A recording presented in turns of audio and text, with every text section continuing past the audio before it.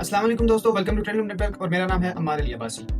दोस्तों, क्या आपको पता है कि जब एक विजिटर आपकी वेबसाइट पर विजिट करता है, आपके जो पेज होता है उस पर विजिट करने के साथ 5 सेकंड में वो ये फैसला कर लेता है कि वो आपकी वेबसाइट पर रुकेगा या भाग जाएगा। इन 5 सेकंड में वो आपकी मेहनत नहीं देखता, बल्कि वो इन 5 सेकंड में सिर्फ 3 सवालों के जवाब ढूंढता है कि ये क्या है, मेरे लिए इसने किया है और आगे अब क्या करना है। अगर जो आपकी वेबसाइट का डिजाइन है वो इन 3 सवालों के जवाब फौरन नहीं देता, तो मतलब आपकी गेम खत्म है। और आज की इस वीडियो में हम सीखेंगे कि कंफ्यूजन को जो है ना वो खत्म करके कन्वर्जन कैसे लाई जाती है। सबसे पहले मूव करते हैं व्यूअर हायरार्की वाले सेक्शन की तरफ। इंसानी जो आंख होती है वो उन चीजों की तरफ भागती है जो मतलब बिग, बोल्ड और कंट्रास्ट में हो।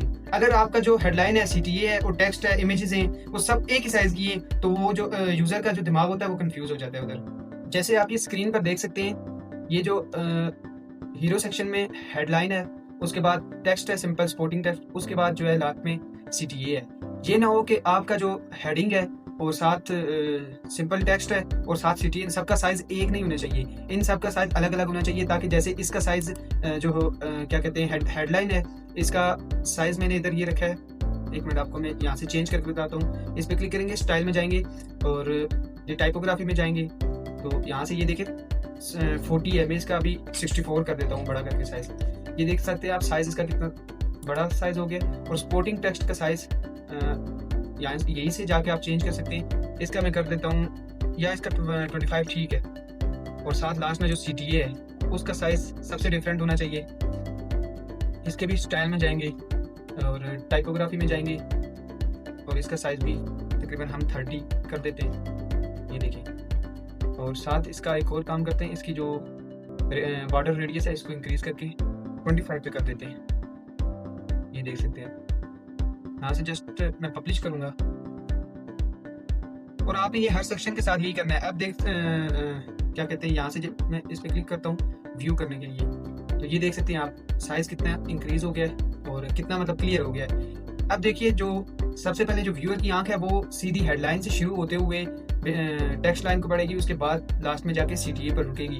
और ये जो है, ये हमने एक क्या कहते हैं पाथ बना दिया है कि व्यूअर की हम आंख को कंट्रोल कर रहे हैं कि उसने सबसे पहले कहाँ देखना है और फिर जाके कहाँ पर देखना है। और ये इंपॉर्टेंट सेक्शन है व्यूअर हायरार्की, इसको आपने लाजमी समझना है और इसकी आपने प्रैक्टिस लाजमी करनी है।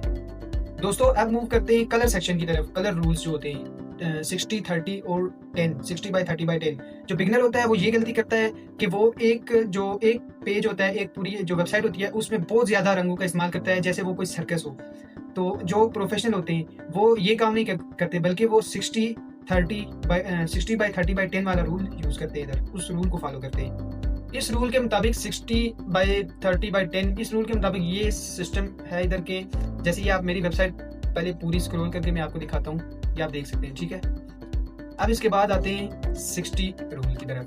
60 इधर ये 100% के 3 हिस्से बनाए गए हैं, 60%, 30% और लास्ट में 10%। जो आपका 60% है, और ये इसका नाम भी कलर रूल है। इसमें ये होता है कि 60% जो है वो आपके 3 या 4 प्राइमरी कलर्स होते हैं जो आप अपनी टोटल वेबसाइट में यूज करते हैं। तो जो 60% है वो आपका बैकग्राउंड होना चाहिए। मतलब मेरा ब्लैक है, तो ये देखिए मैंने ब्लैक और ग्रे को मिक्स करते हुए ये पूरी वेबसाइट मेरी 60% जो है वो ब्लैक और ग्रे को यूज किया हुआ है। ये एक रूल है और इसको फॉलो करना है आपने। और दूसरे नंबर पर आता है 30%। 30% अब यह है कि आपका जितना भी टेक्स्ट है, मतलब आपकी हेडलाइंस और स्पोर्टिंग टेक्स्ट जितना भी आपका वेबसाइट पर टेक्स्ट है वो आपका सेकंड कलर होगा और वो 30% रूल में आएगा। जैसे ये देख सकते हैं, मेरा सेकंड कलर जो था वो व्हाइट मैंने लिया था, तो ये देख सकते हैं मेरी हेडिंग और स्पोर्टिंग टेक्स्ट जो है वो क्या कहते हैं व्हाइट में आ गया है। नीचे वाली सेक्शन में देखिए, इधर भी यही हिसाब है, नेक्स्ट सेक्शन में भी यही हिसाब है, नेक्स्ट सेक्शन में भी यही मैंने कलर टून यूज किया है, नेक्स्ट सेक्शन है फिर यही कलर टून है, नेक्स्ट में ये फिर यही है, और लास्ट सेक्शन CTA वाले में भी यही जो कलर टून है वो मैंने यूज किया है। और जो लास्ट में है 10% होता है, जो वो तकरीबन होता ही टोटल उनके लिए CTAs के लिए, मतलब जितने भी आपके बटन हैं उनके लिए आपने वो 10% यूज़ करना है। जैसे मैंने येलो ऑरेंज मिक्स है, इस टाइप का कलर है, ये मैंने CTA के लिए दिया है। अब ये जो कलर है मैंने किसी और जगह पे यूज़ नहीं किया, जस्ट CTA के लिए मैंने यूज़ किया है। और आपने भी ये जो 10% वाला कलर है ये सिर्फ CTA के लिए छोड़ना है, इसको कहीं और यूज़ नहीं करना, ताकि जो आपका CTA है वो अलग से दूर से चमके और मतलब अलग से वो एक्सक्लूसिव दिखे और दूर से चिल्लाए कि मुझ पे क्लिक करो। जैसे ये आप देख सकते हैं, फिर ये आप देख सकते हैं, और फिर नीचे आके ये आप देख सकते हैं। दोस्तों अब मूव करते हैं नेक्स्ट सेक्शन की तरफ, typography and the fear of text. दोस्तों आपने ये गलती कभी नहीं करनी कि जो आपने जो सेक्शंस बनाए हैं उनमें आपने लंबे लंबे पैराग्राफ नहीं फेंक रहे, बल्कि जो यूजर होता है ना, यूजर पढ़ने नहीं आता, वो इतने बड़े पैराग्राफ देख के डर जाता है, कहता है ये कौन पढ़ता रहेगा, बल्कि वो कहता है कि डायरेक्ट बस स्कैन करूं, मतलब छोटे छोटे पॉइंट्स होने चाहिए जिनको वो स्कैन करे, देखे और समझ जाए कि इनमें क्या लिखा हुआ है। जैसे आप इस वेबसाइट के मौका का सेकंड सेक्शन देख सकते हैं कि लिखा हुआ है क्या आप थक गए हैं एड्स पर पैसा जाया कर करके। अब इसका जवाब अगर मैं लंबा पैराग्राफ लिख देता तो जो यूजर था उसने पढ़ना नहीं था, वो उसने भाग जाना था।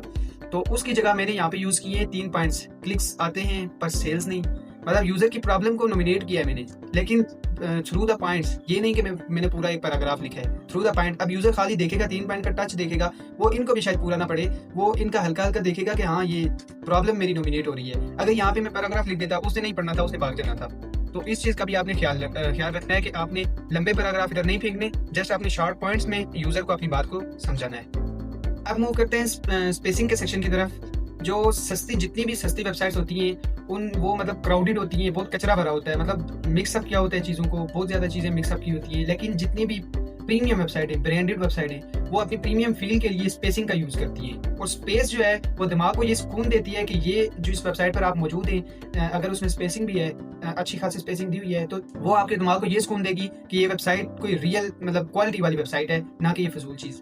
जैसे स्क्रीन पर आप यहाँ पे देख सकते हैं फर्स्ट सेक्शन के इधर मैं क्लिक करके सिंपली यहाँ पे क्लिक करूंगा, एडवांस में क्लिक करूंगा तो ये सेकंड वाला सेक्शन जो है पैडिंग का है। इस पे मैं इसको अनचेक कर लेना है, एक मिनट, ये इस पे अनचेक करके सिंपली हमने पैडिंग इसको दे देनी है। इसकी हम इसको टॉप की पैडिंग दे देते हैं 50 पिक्सल और बॉटम की भी 50 पिक्सल, और लेफ्ट की हम इसको 20 पिक्सल रख देते हैं और साथ राइट की हम 20 पिक्सल रख लेते हैं। अब आप देख सकते हैं इसमें कितनी ज़्यादा स्पेसिंग आ चुकी है, और मैं 1 मिनट इसको आपको पब्लिश करके चेक करवा देता हूँ। ये रिलोड होने लगे, ये देखिए पहले की बनिस्बत इसमें काफ़ी स्पेसिंग आ गई है, जिसकी वजह से आप ये मतलब प्रीमियम फील दे रहे हैं, ये देख सकते हैं आप। अब इसी तरह सारे सेक्शंस के साथ आपने यही काम करना है कि आपने चारों तरफ से इनको पैडिंग देनी है। अगर सेंटर में आप देखें कि हेडिंग और जो आपका स्पोर्टिंग टेक्स्ट है ये आप इसमें मिक्स हो रहे हैं, तो आप स्पोर्टिंग टेक्स्ट को पैडिंग दे दें या हेडिंग को पैडिंग दे दें। और इसी तरह सबको आपने चेंज करना है एक एक करके। जैसे मैं इस सेक्शन को भी चेंज करके बताता हूँ। ये आप देख सकते हैं ये वाला सेक्शन प्रूफ से नीचे वाला सेक्शन बेनिफिट्स वाला, इसको जस्ट यहाँ पे क्लिक किया और ये यहाँ पे हम इसको पैडिंग दे देते हैं 20 पिक्सल फ्रॉम एवरीवेयर, या 30 पिक्सल कर देते हैं, 30 पिक्सल। तो इसको पब्लिश करेंगे और जैसे ही पब्लिश हुई ये रिलोड होना स्टार्ट हो गई है, और ये आप देख सकते हैं कि अब इसमें काफ़ी स्पेस आ गई है, गैप आ गया है इसके अंदर। ये जो पहले बहुत जुड़ा हुआ था अब उसके उस तरह नहीं रहा, अब काफ़ी इसमें स्पेस आ गई है। तो ये चीज़ आपने हर सेक्शन के साथ करनी है। अब मूव करते हैं लास्ट सेक्शन की तरफ, द आई डायरेक्शन ट्रिक। इंसानी आंख की एक मतलब साइकोलॉजिकल जो उसका ट्रुथ है कि जिस तरफ बाकी आंखें देख रही होती हैं, बाकी लोगों की आंखें देख रही होती हैं, उसी तरफ सेम जो व्यूअर होगा या विजिटर होगा उसकी आंख भी सेम उस तरफ देख रही होगी। जैसे ये आप स्क्रीन पे देख सकते हैं, सिंपल ये मेरी इमेज लगी हुई है, तो यहाँ पे जो इमेज मौजूद है सिंपल हम इसी को ही चेंज करेंगे। ये यहाँ पे क्लिक किया और ये मैंने पहले से एक इमेज इधर रखी हुई थी, इसको सिंपल इंसर्ट करेंगे और इसको हमने सेट ऐसे करना है कि इसका जो इशारा है ये इशारा भी कर रहा है, देख भी रहा है, और सेम CTA की तरफ देखना चाहिए। इसको हम थोड़ा इसकी डायरेक्शन वगैरह मतलब ऊपर नीचे करके इसको चेंज करेंगे। पहले इसकी हम विड्थ इंक्रीज करके चेक करते हैं या डिक्रीज करके। ये यहाँ पे अगर विड्थ रखी चाहिए तो ये CTA की तरफ इशारा करते हैं, लेकिन इतना हम इसको कर देते हैं। और साथ एडवांस में जाके इसकी जो मार्जिन लेफ्ट है इसको मैं चेंज करता हूँ, लेफ्ट में राइट, मार्जिन राइट चेंज कर दिया। अब देखिए इसका इशारा तकरीबन जो है ना वो CTA की तरफ जा रहा है। यहाँ पे रिलोड होगी वेबसाइट, ये आप देख सकते हैं, लेकिन इधर अभी भी इतना मतलब फ़र्क नहीं पड़ा इसे। हम इधर से इसका साइज़ और इंक्रीज कर देते हैं। मतलब आपने पिक्चर ऐसी चूज़ करनी है ना जो आपके CTA को पॉइंट कर रही हो। हम इसमें से ये काम कर सकते हैं, इसको हम इधर से पैडिंग दे सकते हैं, इधर से लेफ्ट से पैडिंग दे देते हैं इसको, ताकि ये थोड़ा सेंटर में आ जाए या एक साइड पे आ जाए। इसको पब्लिश कर लेना है और आप ये रिज़ल्ट देख सकते हैं। अभी भी ये उस तरह की नहीं बना, मतलब आपने इमेज इस तरह की बना के यूज़ करनी है जो आपकी सही पॉइंटेड CTA को पॉइंट करे। इसको हम ऊपर से अगर पैडिंग दें तो फिर ये हो सकता है, मतलब इसको लेफ़्ट से हमने पैडिंग दी और टॉप से हम इसको 300 की पैडिंग देते हैं। वहाँ पे जाके चेक कर लेंगे इसका कितना नीचे आ गया।